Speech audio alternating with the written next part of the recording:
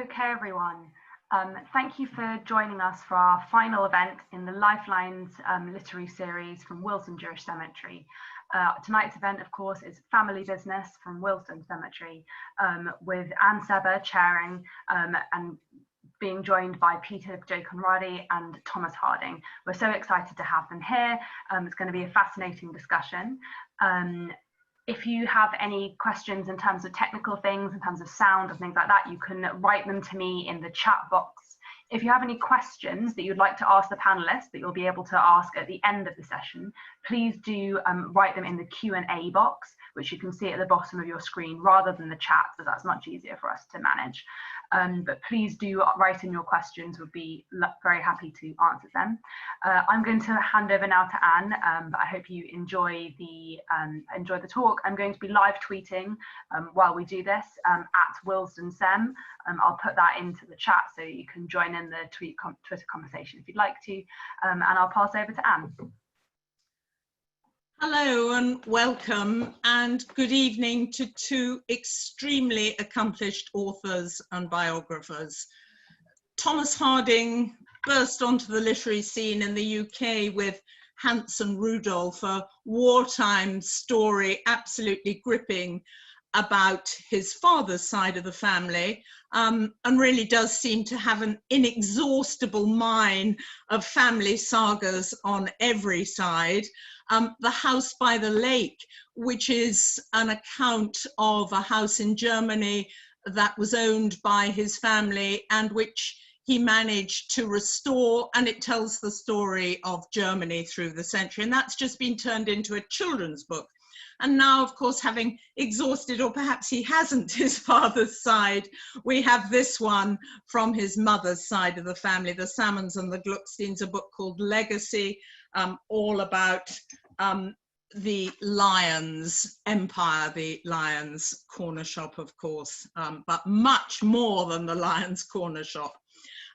Peter Conradi has also written many different books, but is best known, I suppose, for his monumental, I say monumental in the best sense of the word, it's really a monument to Iris Murdoch, who became a friend, almost family, a biography of Iris Murdoch, and also one of the best biographies I think I've ever read. I recommend it to everyone, A Very English Hero. It's about Frank Thompson, who I hesitate to call unknown, but he died young, a soldier poet. It really is a most wonderful book about being English. He also told me yesterday he's just written an anthology of dog stories. So you see what multi-talented authors I have. So now these two books, which tell us so much about middle-class Jewish experience of Victorian England. Family Business, a memoir, Peter Conradi's, and Legacy together, I think they create such a panoply of riches. The stories almost mirror each other's, although they're very different. One odd connection, and thank you, Peter, for pointing this out. Thomas's grandfather, or perhaps it was your great-grandfather, built the Trocadero in London, but Peter's grandfather provided its lighting. I'm sure we'll find many more connections before the evening's out. So that's enough from me. There's so much to talk about. I'm going to ask Peter just to read a short paragraph from Family Business to set the scene, as it were, and then Thomas is going to read something similar from Legacy, and then I'm going to ask some questions for about 40 minutes, I guess, but I hope you will all have questions to ask them both before we end. So, Peter, over to you. Thank you, Anne. Very good to be here. Yeah, this is a short passage about my mother's family firm, which had two names, the 600 Company and George Cohen and Sons. They thought they were founded in 1834, and probably they were. They were the biggest scrap metal merchants in Britain, perhaps in Northern Europe. This is a paragraph about them a few years in. By the 1870s, ships were being eagerly purchased for breaking up, including Queen Victoria's yacht, the Osborne. A summer house that had once been a ship's deck house caused great excitement when it arrived at Coburn House, this is where the family lived, for the children to play in, towed by 8 horses, complete with lanterns, ship furniture, shiny brassy things, and even portholes that opened. Soon, the company's dealings start to shadow successive phases of the national story. They broke up Pimlico Gasworks in 1900 and the Earl's Court Exhibition Great Will in 1906. During the Great War, the firm furnished the War Office with 1.5 million tons of scrap at a state-controlled price, i.e. minimal profit. Then post-war 25 U-boats that had surrendered in 1918 and a number of ironclads broken up at the Regent's Canal Dock in South Wales. They decommissioned 500,000 tons of ordnance with the approval of the War Office, employing 7,000 workers to carry this out. They scrapped the towers of the Crystal Palace when it burned down in 1936, and the skylon and the roof of the Dome of Discovery from the Festival of Britain in 1952. By my youth, in the 60s, the 600 Company HQ in White City, immediately opposite the BBC, seemed to me roughly as big, one cultural icon facing another.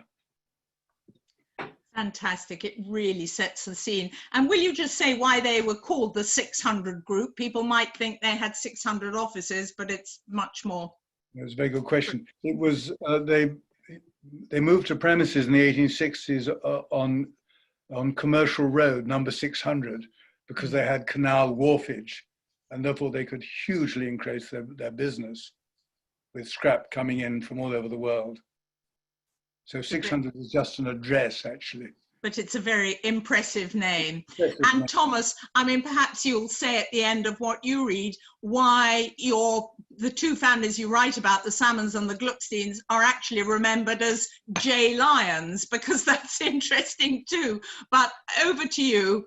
I'll let you read a bit and then you can just briefly explain why it's called Lyons and you're not Thomas Lyons. Well, hi everybody. It's great to be here, and it's so Hester and everybody at the Willesden Jewish Cemetery were so supportive of my research, and so it's we've been talking about doing something for a while, and so it's wonderful, even though it's not in person, doing something over Zoom. And Anne, thanks so much for being here for us. I'm just going to read just a very little paragraph from the introduction, just to give you a sense of scale. I guess first, to answer your question, Anne, my family, the Salmon and the Glucksteins, they're called the Salmon and the Glucksteins, they're one family. To explain why it's one family, my great-grandfather, Isidore, was one of 15 children. Of the 15, 6 very sadly died in childhood. Of the 9 that remained, 7 married their first cousin. So you can see why it's called the Salmon and the Gluckstein family. It's really one family. And the reason why J. Lyons is called J. Lyons is because when the family decided to start this catering business in the end of the 19th century, they were very aware of anti-Semitism and xenophobia, anti-German sentiment. And so they wanted a English-sounding name. And they decided that Salmon and Gluckstein wasn't. And they just happened to know this guy called Joseph Lyons. And there was some big story that he was a part of the family. There were all these myths, and actually he really wasn't. But he was the face of the family, and he became he was a good showman. He was the guy who could tell some good stories. So the press loved him, and the name was great. So they called it J. Lyons. So this is just a little bit just a very bit about from the beginning of the book. By 1906, Lyons was thriving. Yet as the century progressed, the company would occupy a far more important position, creating brands that would become recognizable the world over. Lyons Corner Houses, Lion Maze Ice Cream, Lyons Cakes. They ran a chain of lavish hotels, such as the Cumberland and Regent Palace in London, the Commodore in Paris, the Alpha in Amsterdam, and many others. Their factory produced one seventh of the bombs dropped by the Allies on Germany during the Second World War. They helped to bring women into the workforce in vast numbers and ensured that their eateries were available to all and excluded none. Landes would also own a list of mega brands such as Tetley Tea, Baskin-Robbins, Dunkin' Donuts, bringing American tastes to the United Kingdom and Europe. They even developed the world's first business computer. So it just gives you a sense of the scale of the business. Yes, I must say I found the story about the computer absolutely fascinating, the way they were able to diversify it into so many different things, and possibly you would say thereby other seeds of the downfall. I found both of your books such amazing social histories, so full of details, and I just want to ask you both a practical question to start with. What are the advantages and of course disadvantages of writing about your own family? I suppose you would say that you have access to archives, there's stories perhaps you've grown up with. I don't know, is it a help or a hindrance? Perhaps you found things that you felt you needed to employ self-censorship, you might hurt people's feelings. So, I mean, the details of wedding dresses in your story, Thomas, of curtains and clothes in yours, Peter, I just wonder if you can address that practical issue. Is writing about your own family easier or more difficult, or how does it play out? Over to you, Peter, first. I think it's fairly horrible. I think it's very hard. It was compounded in my case in that I was trying to write a memoir about myself. And I didn't enjoy that one bit, actually. But I'm very glad that I completed it. And I discovered a huge amount by doing it. Is everybody still talking to you? You didn't offend anybody so much that they've... No, I think touch wood, everyone is still speaking. But it was fascinating exercise also, because we're all made up of people whom we know very little about, as it were. So that was the positive side of it. I had so many papers from so many sources that I felt a sort of obligation to try and make a record before I made a bonfire. You were very close to your grandmother, yes. But I wonder if that was a help because you knew her side of the story. And in your case, your parents divorced. So did you have to try extra hard to write about both sides of the family? Because even though your parents aren't alive, you wanted to be fair to your parents. Was that an additional difficulty in your case? And they both had extraordinary business empires that they came from. That is true. No, they're long gone, so I didn't actually really have that issue. I wanted to honor both sides, quite simply. No more, no less. If that addresses your question. Yeah. What do you think, Thomas?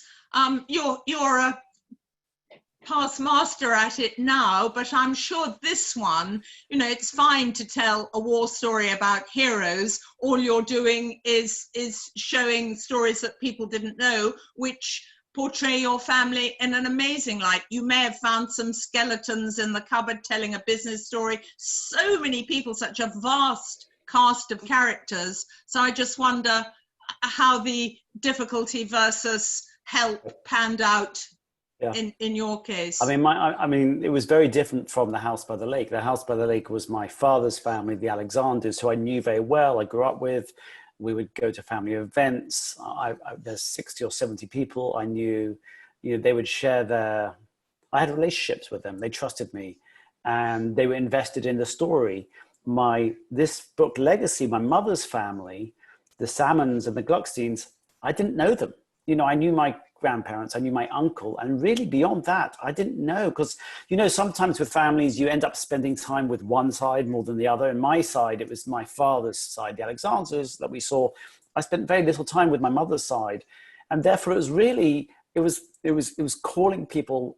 Well, first of all, I said to my mother, could you give me the telephone numbers? And then it'd be literally calling me up, said, hello, I'm your cousin, and then we'd spend a while trying to work out how we were related. And that was really complicated. And And I was quite anxious because I wasn't sure how they were going to react. But it turned out they were really interested. I think the timing worked out quite well. There'd been sufficient time since the business had collapsed, since this weird thing called the fund had dissolved, this family trust thing called the fund. There was enough distance that people felt safe. And I actually ended up speaking to some of the elders of the family, and they then just handed over the archives. And this family had been obsessed with themselves for 100 years. They had commissioned biographies, they had commissioned memoirs, they'd commissioned documents and reports. They were very publicity savvy, but they were very private at the same time. So most of the stuff that I was given had never been public before. So I was very lucky to be handed these letters and these testimonies and these I guess personal papers. And so I had this vast amount of information, and that was a great start for me. And then of course I came into, as you said, there were some skeletons, and some of the things were quite difficult. One, for example, I had one when I published this story about one of my cousins who I really didn't know very well, but he, in the 70s, this is when the J. Lyons business was tending towards collapse, he decided that he would prove himself to the elder generation that he was a good business person. And he set up this drugs factory, illegal drugs in Scotland. And he was put away for 8 years. And this was a very controversial, of course, very upsetting time for him, but also for the family, because the reputation was so important to them, especially they considered themselves still Jewish immigrants. They were very anxious about how other people saw them. And the question was, does that story go in the book? And if it does go in the book, and I was very keen that everything goes in the book, was to what extent? And when people read my book, when it was published, I had some people who were a little critical who said, it shouldn't have been in. What are you doing? You're washing your dirty clothes in public. It's not really pertinent. Why are you telling? And then other people said, I hadn't told enough. I hadn't gone into enough detail. So there was a little bit of that, a little bit of pushback.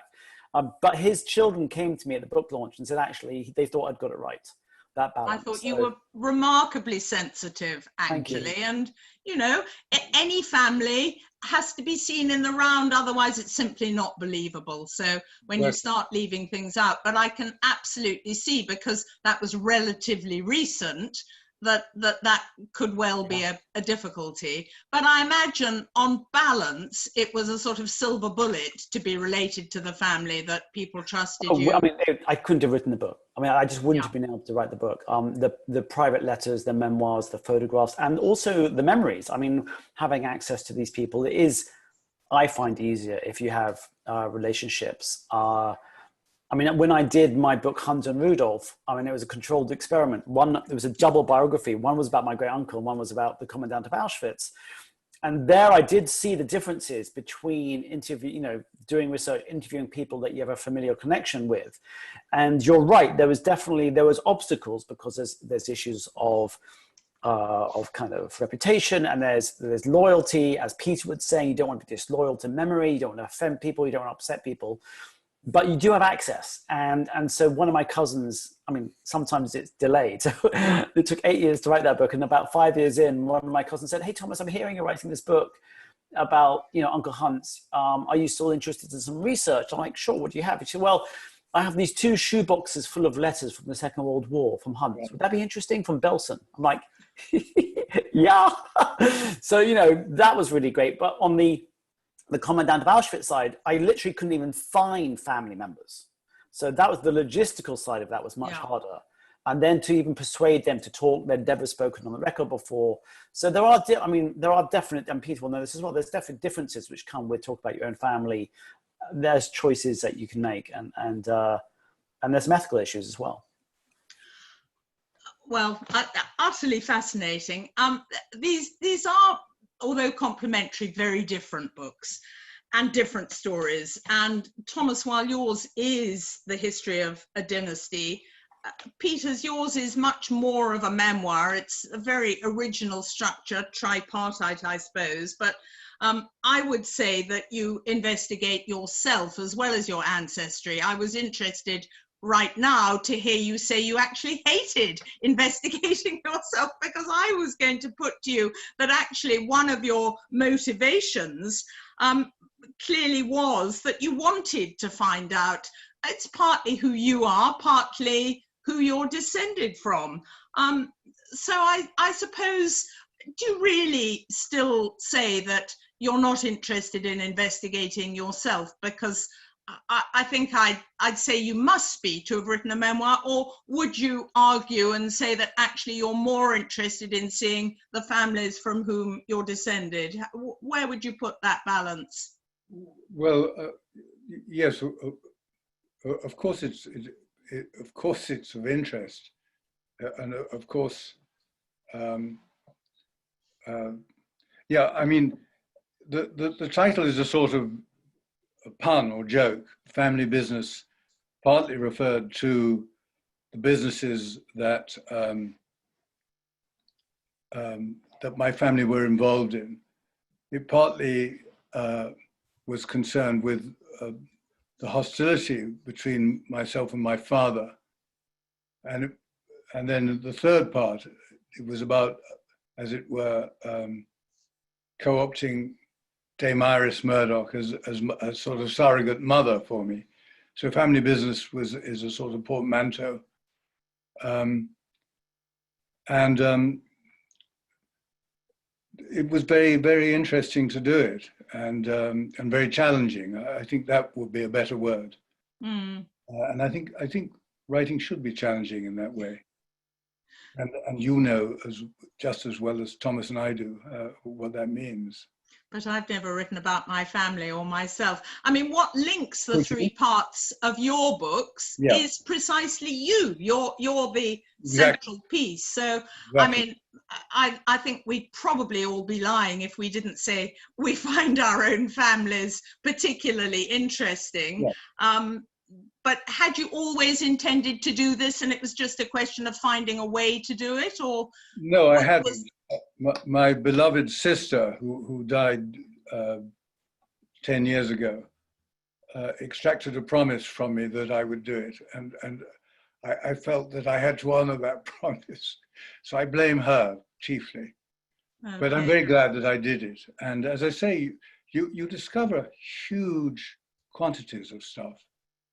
What's the most interesting thing you discovered? Wow. Can I be given a few minutes? Okay, I'll certainly come back to that, because Thomas, this is what I know you for. It's what you're famous for, writing about your family. I assume it's where your heart is, but I know you have written another book about a crime, and I wasn't going to talk about that today. I know you have range, but where next? Are there more family stories? Is this where your heart is, or are you going to write something completely different next time? Well, I mean, I guess I'm a narcissist. I'm very interested in where I come from. And so when I was writing Legacy, I came across something which I was really shocked by, which was that my family, the Salmon and Glucksteins, before they built their catering empire, they had a tobacco business. And the business was called Salmon and Gluckstein, and it ended up being the largest tobacco retailer in the country. They said the world. They had a slogan which was, which I don't think would work very well anymore, which was "Smoke more, pay less." and they were very good at branding and marketing. But in the 19th century, if you were selling tobacco in large quantities, you almost certainly got your tobacco from Virginia. And before 1865, that meant the tobacco was cultivated on plantations, which was almost certainly worked by enslaved people. So I realized while I was writing Legacy that my family's first business, certainly for the first 2 decades, was based on a commodity which was cultivated by enslaved people. And then later on, when they sold their business in 1902 to Wills had made their business the largest tobacco company in the country on enslaved people. So as well, it was a second time. And so that was a real shock to me. I mean, talk about skeletons in the closet. That was a real shock. And no one ever talked about that, in the family. There was no mention about that. And then that got me thinking about, and this was last year, before the tragic death of George Floyd, and it got me going into a whole research cycle about what is Britain's role in slavery, what is our kind of the legacy of and our role in plantations and enslaved people. And so that's what I'm writing about now. That's my next book. It's going to be about slave rebellion in the 19th century, but then also asking what's our responsibility as British people, as white people, and my family as well. And if we have some responsibility, what should we do about it? And so that's my next it's book, absolutely the story of the moment. Well done you for finding a family connection to that. I'd like to talk a little bit about your own place in the family that you've now written about. Peter, you talk at one point in your book about business families throwing up writers as aesthetes. Thomas, I mean, you know, you both are writers, and my family also started out in business. I suppose you need a few generations for it to settle before we feel comfortable becoming writers. I mean, business people in retail, isn't it strange how they'd laugh at you and tell you to get a real job, I imagine. But so just to be serious for a minute, do you see your place in the family now that you've finished writing as something different? Do you think it's inevitable that after a couple of generations there will be somebody who becomes the family chronicler, if you like? I just wonder if you can talk a little bit about that. Peter, are you happy to take that one? Yes, it's an interesting one. Because I was an academic for most of my life and then became a freelance writer for the last 20 years. And one consequence of that is that people kept giving me their papers. Do you find the same, Thomas? Well, yes, you do indeed, and you've indicated as much, until they occupied a very large space. I don't think there's anything inevitable about this. There was a joke when I was growing up that I might be the family firm's accountant. But as I can't add up, I didn't think this had much mileage. I used to joke that if they opened a branch in Nice, I might consider it. But I had a very strange thing. Let me just my grandmother, sorry for interrupting, Peter, but my grandmother she had some kind of plan, because when she took me over to Berlin with the cousins in 1993, when she was 80, and it's the first time she took anything else back to Germany, on the plane, she kind of handed over her husband, my grandfather's passport, and his father's passport, these Nazi-era passports, and a yellow star, as if to say, you know, this is my history, this is your history, you know, don't forget. Wow. And then when she died, my cousin got some nice jewelry, my mother got some nice artwork, my sister, you know, there was, you know, some furniture. I got this brown envelope, this old recycled driving license envelope with the 2 passports and the yellow star. So I think she always thought that, you know, this is your task. So in some ways, I was handed it by my grandmother. What age would you have been at that point, Thomas? I was in my 20s. Yeah, but you were, in a sense, you were fingered, as it were, or you were... Fingered is right. Yeah, yeah. One of the most interesting artistic digressions, if you like, but it's not a digression because it's absolutely central to the story, is the story of Gluck. Now, would she be your great aunt, or I'm not quite sure what she is, but will you talk a little bit about her, because it's such an extraordinary explosion within the story, isn't it? Well, I think Gluck's a really interesting person. For people who don't know, she was a painter in the 1920s and 30s. That's when she became famous. And then beyond that, she was a cousin. She wasn't an aunt. I mean, she was some great aunt, 3 times removed or something. And she really struggled within the family structure. So I said earlier that there's this weird financial mechanism where the money in the family wasn't actually distributed through income. It all went into this pot called the fund.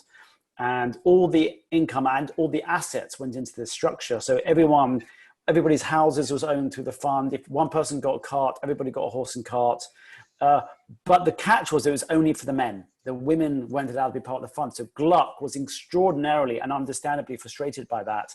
And I think that fueled part of her kind of creativity and some of her drive.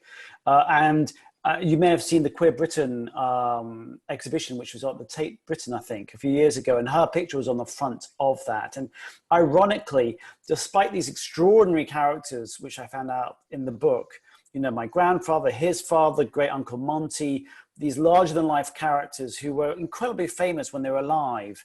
The one person who's actually probably going to be remembered is Gluck.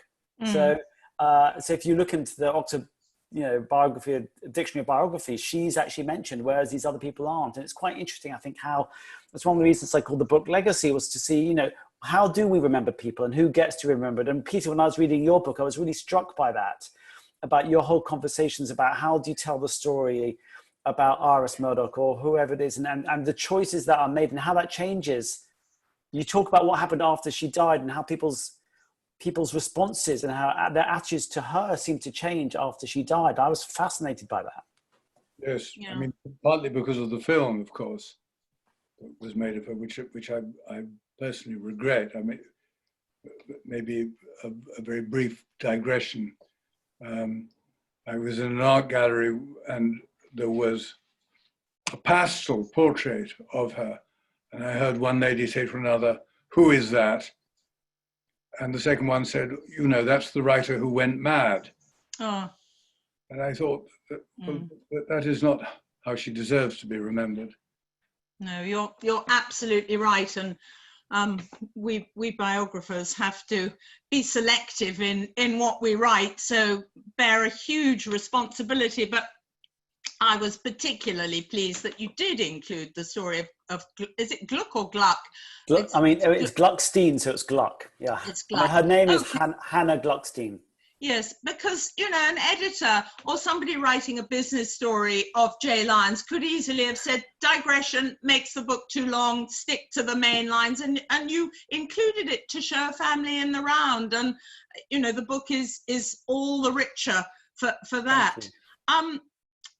I know you, Peter. I'd be dishonest if I didn't say I didn't already know both of you, but I don't know you well enough to know how Jewish you feel. And one of the questions I have for both of you is whether researching and writing this book changed your view of how Jewish you feel, your Jewish heritage, I suppose.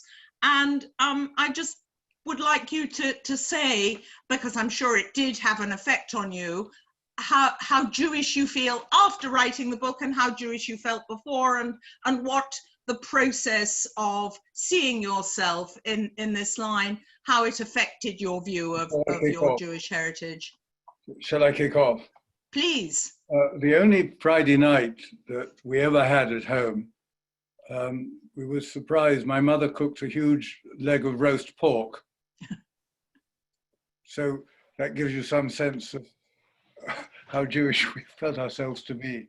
I feel very differently about my Jewish heritage. I'd be very interested to hear Thomas on this one also. I feel that these were wonderful people. They were public spirited, they were civic minded, they did endless good works. I think this is true of your family as well as of my family. They seem to me entirely admirable people, actually. I don't mean they had no flaws, but it has left me with a sense of pride in my Jewishness, which I was not aware of. I think I assumed that everyone did lots of charitable and social work, and everyone knew who their great-grandparents were. And none of the above is true. I think being Jewish is something terrific, actually, at the moment. Thomas, do you have? I'm sure you do have something. I mean, it was a huge journey for me. So, I mean, these families are so different. My father's family, German Jewish refugees, escaped Nazi Germany, and that was very much the story that I grew up with. My mother's family came over in 1840, so almost 100 years earlier, and I was there. I mean, I'm not a historian, so I was really shocked to learn about these waves of anti-Semitism which took place in Britain. I was totally unaware of that, and they experienced this xenophobia, this prejudice, this anti-Semitism starting when they arrived in East London, going throughout the 19th century. And then during the First World War, anti-German riots, and then you had with the rise of Oswald Mosley, and my family was specifically targeted. By then there were these figures within the Jewish culture. You know, my great-grandfather was the vice president of the Board of Deputies of Jews and so on. And so they became targets. And that was all quite shocking to me. And then actually this whole conversation with Hester at the Willesden Jewish Cemetery, I found really moving. This story of my family and being able to tell their story through their burials. So I with Hester's help, I learned that maybe as many as 25 or 30 of my family were buried on the Orthodox side in Willesden, and then around 20 or 25 on the liberal side were buried, and trying to understand what happened there and what happened with my family and how that reflected the changes in British Jewry. So at the beginning of the 19th century, of the 20th century, my uncle Monty, he was the Steve Jobs of the J Lions. He was the real dynamo. He wanted something more modern, more creative, more exciting in his eyes. And so he gravitated to these new ideas, these reform ideas, these liberal ideas. And he helped found the Liberal Synagogue, which explains why the liberals have the cemetery next to the Orthodox cemetery, because he also felt his whole driving ambition was to keep the family together. This was their whole mission, his mission, from some trauma earlier. And the way he resolved that was to have the two cemeteries next to it. And he was the one who found the liberal cemetery, and to be as close as he could to his relatives on the other side, his sisters, his brothers, his uncle and aunts. He literally put their graves next to the wall of the liberal cemetery, next to the Orthodox, so that he could be as close as he could be. At the time, there was a gate you go between the two cemeteries.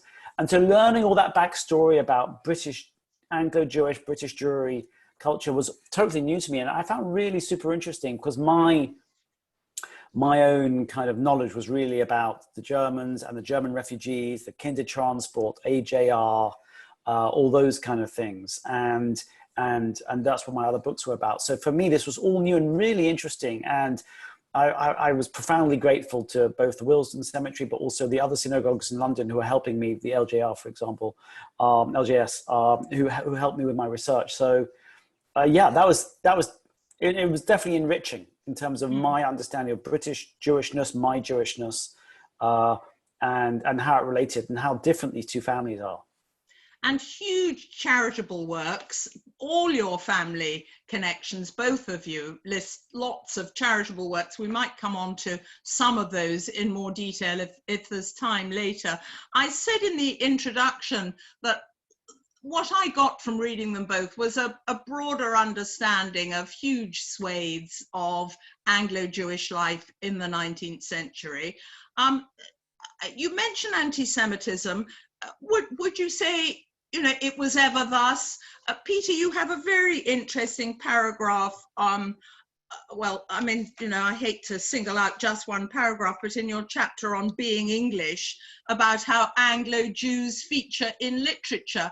It's sort of patronizing. I don't think I would call it anti-Semitic at all. And you would probably argue that Anthony Powell or Iris Murdoch in particular have a great understanding of Anglo-Jews in the community. But do you have any sense that how outsiders portrayed Jews, and this is the 20th century, not the 19th, do you have any sense that there was an anti-Semitism in the literary vein, or am I reading too much into that? Oh, I'm sure you're right.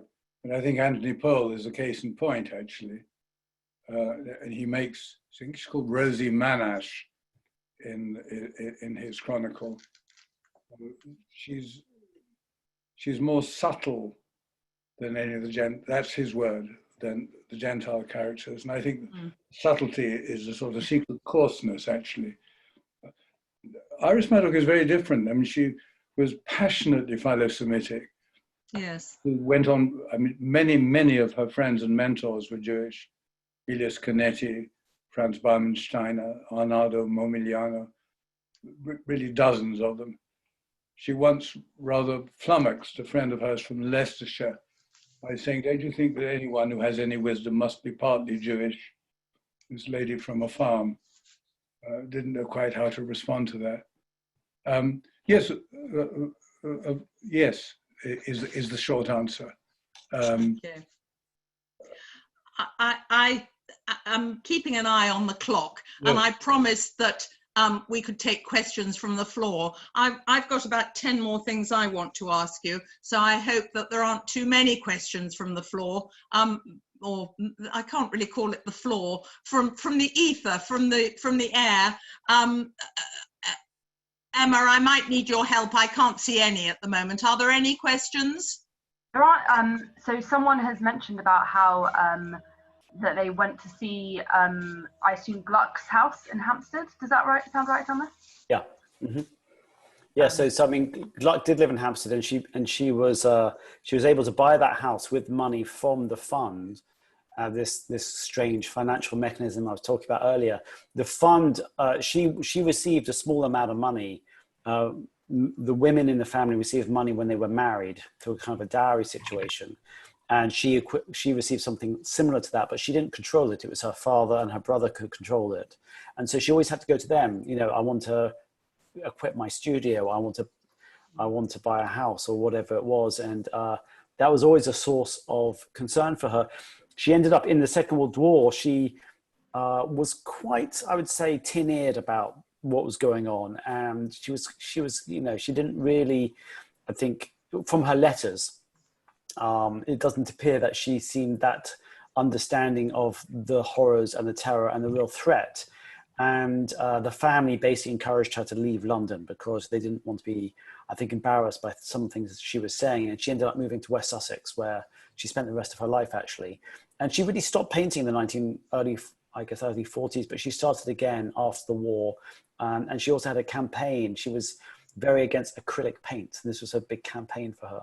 And then she had a big exhibition in the 70s at the Fine Arts Gallery in London, which was a huge success. And now, of course, she is just so well respected for her quality of her work, for her ideas, for her fashion as well, because she used to wear some really interesting clothes, and so there've been some. I don't know if anyone saw the exhibition I mentioned earlier, the Queer Britain exhibition, but also there's been a couple of exhibitions of her work retrospectively at the Fine Art Gallery, but also there was one in Brighton, which had some of her clothes as well as some of her pictures.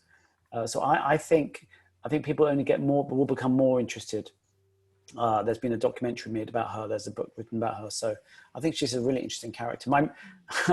It's probably talking out of school, but according to family members, she wasn't the easiest person to get along with.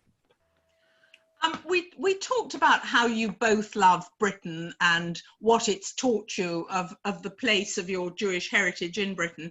I was struck because I've been thinking a lot in my current research of what is meant by the American dream, but here we have the English dream, although it's never called that. Peter, you wanted to talk about one of your relations, Fromat, who left France in 1870, the Franco-Prussian War. Have I got that right? I think that was why she left. She was married very young, had children, had stepchildren, and that's where the Conradi element of your family comes in. Now, why did they come to England? I suppose you could say, well, it was easier to escape Paris just to come to England. But do you have a view on the British dream as opposed to the American dream and what it meant for these Europeans and why they came here? Although I know you do have family who went to America as well, but what do you think about that? There's a moment in Thomas's book towards the end when he actually asks this question very directly. He says, we speak about the American dream, but we don't speak enough maybe about the British dream, the rags to riches story, which was true of my family on both sides. Within 200 years, they moved from being peddlers to being members of the establishment. I think our stories are actually quite similar in that sense, quite parallel.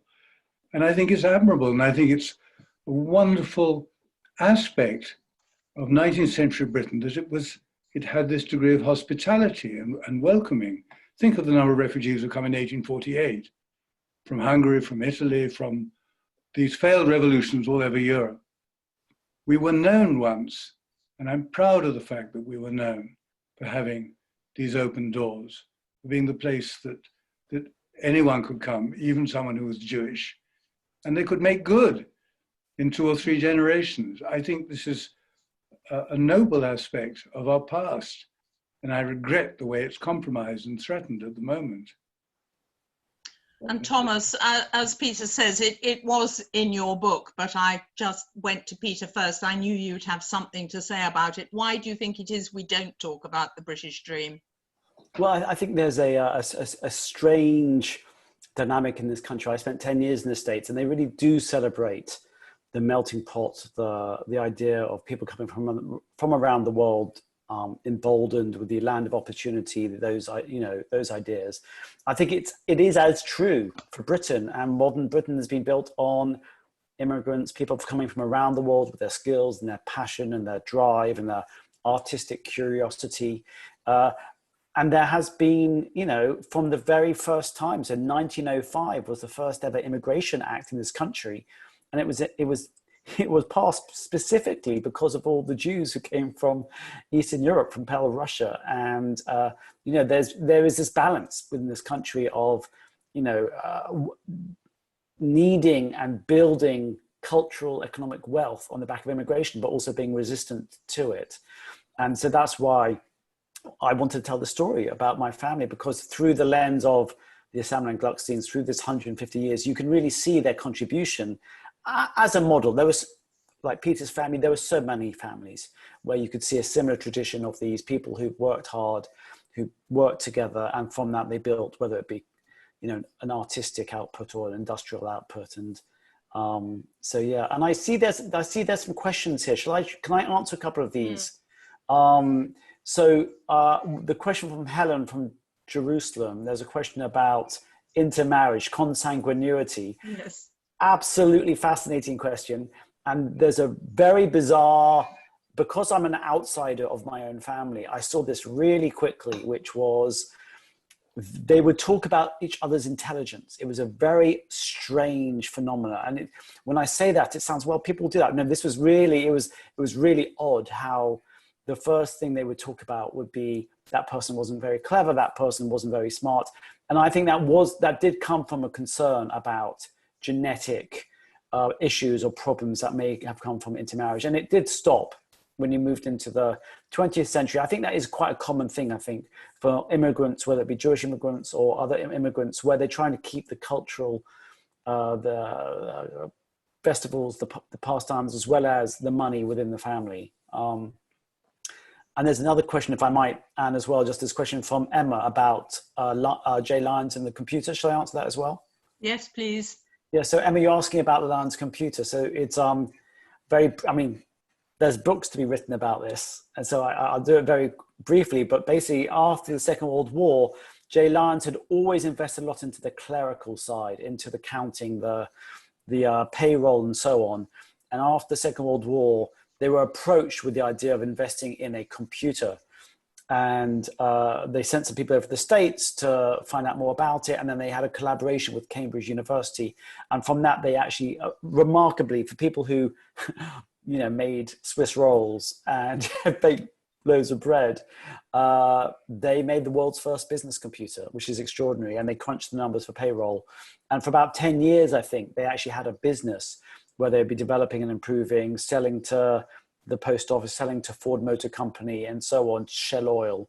And then they realized they just couldn't compete with some of these huge investments like IBM had. And so they ended up selling off. But if you talk to the Googles, or if you talk to some of these historians of the history of computers, they point to Jay Lyons as being the creators, these boffins. And one of the things I most love about my family was they were really believers in taking risks. I would love to have worked for the company because if you had an idea and it kind of made sense, they would probably let you have a go and put some money behind it. And which is why we had the Wimpy computer, the Wimpy burger, the hamburger. My family, you're welcome, brought the hamburgers, the hamburger, chains to Britain and then around the world 10 years before McDonald's. And it would have been really fun, I think, to be part of that. Of course, it had its downsides because there was lots of mistakes made. Another question for you, Thomas, there, or Okay. somebody wants a list of all your books. I don't know. Are you? I'll post something on the chat to both Peter and Thomas's websites where it lists their books. But I think there's another question as well that is relevant to me, which is, I didn't know that there was a liberal section to the Willesden Jewish Cemetery, which I visited. Is there still a gate linking them? So actually, Willesden Jewish Cemetery is the cemetery owned by the United Synagogue, an Orthodox Jewish community, and that was opened in 1873. The liberal Jewish cemetery, which is just next door, which there is a gate connecting them that's still there, was opened later in 1914. So although Thomas has family on both sides, they are actually separate cemeteries, but the powers that be, when the liberal cemetery first opened, decided that it would be helpful for families like Thomas's to have a gate to link the two, so people didn't have to walk around to get to the other entrance. So still, if you want to come visit Willesden Jewish Cemetery today, you can still, as part of your visit, go and visit Liberal Jewish Cemetery, which also has some very interesting people buried there as well. So Thomas, I think you said you have about 50 relatives here, with 30 and 20 on both. Is that correct? Yeah, I mean, and also the differences. I mean, just for my family, the differences are so interesting. So on the Orthodox side, quite ornate gravestones with profound quotes and quite large in its one area. On the other side, on the liberal side, every gravestone looks the same, just the name, very, very kind of clinical, and my family has clearly made some decision over time to invest on the liberal side, which is actually quite sad. So when I go and visit my relatives on the United side, the Orthodox side, some of these graves do need a little bit of help. And I've been talking to my family members and I've been talking to Hester about, what can we do to kind of bring these things back? And I think within families, this becomes an issue, about loyalties and about, who controls the purse strings and who has the interest, who has the time to actually take care of such things. And that's one of the reasons I'm loving what the Willesden Jewish Cemetery Project is doing, is it's bringing back some of these stories and reminding us of these journeys and these fascinating histories and these family members so that they can be part of our current conversation. Mm. And Peter, how many relatives do you have in Willesden? I'm afraid we're only up to 7 so far. 5 on my mother's side and 2 on my father's side. Well, I hope, if nothing else, apart from reading your books, that everyone who listens to this will realise that there are so many stories to be told in cemeteries, and by researching there. I mean, as a biographer, I'm sure you know that already, but actually you learn an awful lot. I have several graveyard stories of dates being falsified and names changed, and it behooves anyone doing serious research to possibly start there or certainly go there to look. And so I'm sure lots of people will end up going to Willesden who want to discover their own family. Sadly, I only have 2 members of my family there, my grandparents on my father's side, but being a woman, of course, they don't bear my name. So, and that was one of the final questions I was going to ask you. Both of you have written about businesses which don't bear your name. And in fact, you could say that the source of the financial interest comes through your mothers on both sides, yours Belinda and yours Dulcie. But I wonder if you can just finish by saying anything about the treatment of women in the business. I don't know if you've got anything particular to say, Peter. I think you do have women in business in your family, but certainly, Thomas, you talk a lot about how women were treated in the Lyons family and were disadvantaged, arguably. I mean, not by the fund, but they certainly couldn't be on the board. So perhaps we could just finish with something about women in the family business. So in that the experience of women in the 600 company wasn't so different from Thomas's with the fund. It was the first 2 sons in every generation. who were enfranchised, who were co-opted onto the board. So junior sons didn't count, daughters didn't count. I think this is not dissimilar from what you described. Yeah. Yes. So on my side, there's really two stories. On the one hand, the family treated its staff brilliantly and its customers. So it's in many ways, it was the first place that women could eat out in public in the end of the 19th century. Up to then, they could only really eat out in pubs and taverns and inns, and it wasn't seen proper or appropriate. So the tea shops, the Lions tea shops, were really considered a safe place for women to be able to eat out in public. And also the staff, a lot of the staff were women. They're so-called very famous nippies. People who were married were welcomed in.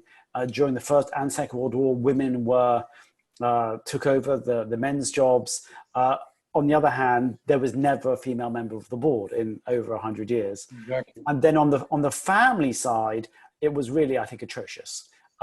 It started, I think, with good intentions. There was this one woman, Monty's sister Lena, who was very involved at the beginning, and some of the women were involved in the business, but very quickly it became entirely male dominated, and the finances only went through the male line. In fact, I found this weird family tree, which is a bit like something from Margaret Atwood. It was like 6 generations, and you'd have like names, and you had the lines down and across, like in a normal family tree. There's over 56 people mentioned, and they were all men. And it was very odd because they were the members of the fund. Weirdly, though, some of the most successful people of our generation are women. Nigella Lawson is one of them. Another cousin, Lucinda, she has the Genius bread, the gluten-free bread. So there have been some very successful women now. And I think maybe one of the reasons that the company did collapse was they were ignoring 50% of the talent. 50% of the workforce of the family weren't able to have a high executive jobs. And in some ways, I think that was, part of the issue, because they were never able to find the right managers to take over. So in a way, that was karma in a sense. Peter, there's a final question for you. Why do you feel particularly at this time that being Jewish is something terrific? Well, I think what I was trying to talk about was seeing how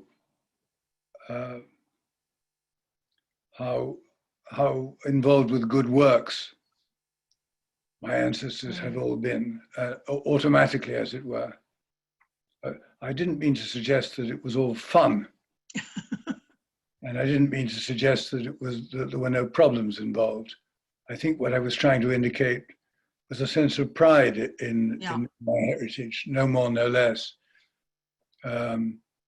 which I hadn't properly encountered before. I spent 10 years in the 1970s, like many others. I used to go to the Home for Aged Jews in Nightingale Lane. I had absolutely no idea that my family had helped to found it 200 years before. That's not a bad thing to have done. No, I think the final question I'll give to Thomas, which leads on from that. David Glassman asks, how was each next generation groomed to discharge these family roles? Yeah, so this was key within my family, was the passing on the torch, the passing on the responsibility, the legacy. And when in the there was a practical side of it, which was when you were a teenager, a boy, you were told the story, the family legends about having to leave Europe because of persecution, arriving in London with nothing, and then this idea of the stalks, where the wheat sheaf. So if this the old legend where if you break a stick, it's not very strong, but you put them together, they're much stronger. And this was the family legend, and became the family crest.